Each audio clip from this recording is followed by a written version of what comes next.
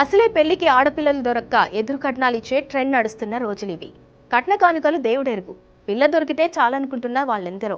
అలాంటిది బంగారు బొమ్మ లాంటి పిల్లనిచ్చి బుల్లెట్ బండి, బంగారం, డబ్బు కట్నంగా ఇచ్చినా ఇంకా చాలదన్నట్టు అదనపు కట్నం కోసం వేధించి పెళ్లైన 6 నెలల్లోపే ఓ అబల ప్రాణాలను బలి తీసుకున్నారు భర్త, అత్తమామలు. ఈ విషాద గాథ హైదరాబాద్లోని అడ్డగుట్టకు చెందిన 27 ఏళ్ల సుష్మది.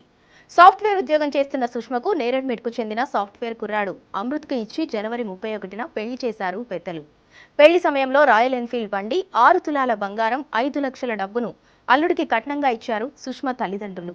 కానీ డబ్బు ఆశ తలకెక్కిన అమృత్ కుటుంబం కొద్ది రోజులకే ఇంకా కట్నం తేవాలంటూ సుష్మను వేధించడం మొదలుపెట్టారు.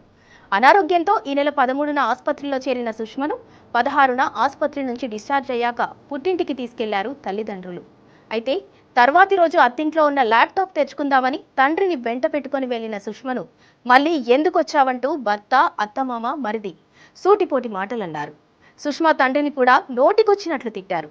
తన ముందే నానా మాటలు పడాల్సి వచ్చిందని తీవ్ర మనోవేదనకు గురైంది.